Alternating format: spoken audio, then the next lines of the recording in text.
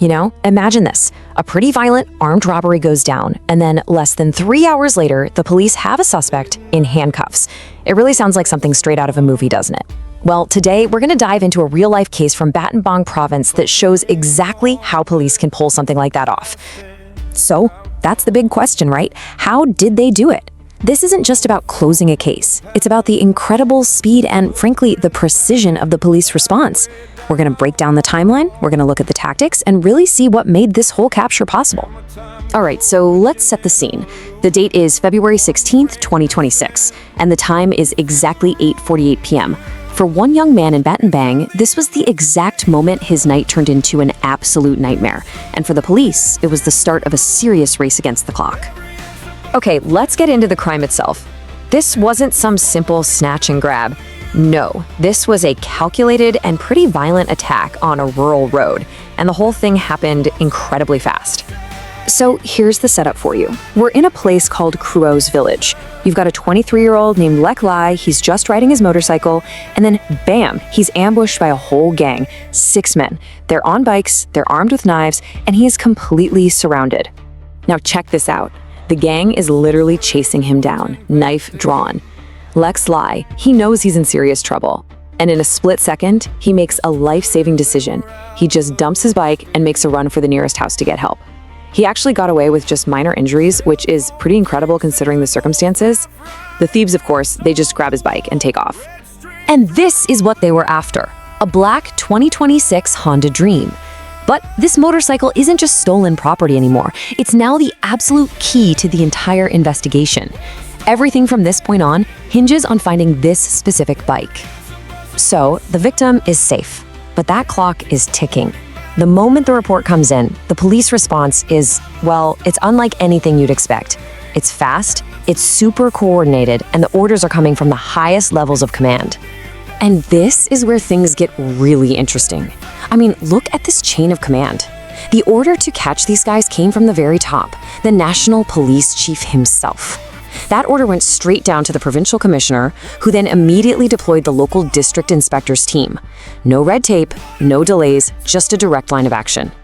And here was their strategy. They didn't just cast a wide net. They created a dragnet. The local police, they knew the area, they knew all the escape routes, and they set up stakeouts to seal off every possible way out. It was a classic pincer move, really. So, the trap is set. The cops are in place. Now, it's just a waiting game. But as you're about to see, they did not have to wait very long at all. Just look at these times. The crime gets reported at 8:48 p.m. By 11:02 p.m., they have a suspect in custody. That is just an unbelievably fast turnaround. We're talking about a textbook example of a rapid response operation. Let's just let that sink in for a second. 2 hours and 14 minutes. That's it. From the moment the crime happened to having a suspect in custody, that is an unbelievably small window to work with. And the stakeout works. Of course it does. In Kongkeng Village, the police spot their guy, a man named An Senghok, who apparently goes by the nickname Rat. They move in, they arrest him, and they seize the motorcycle he's on. So, the chase is over, but the investigation is just kicking into high gear.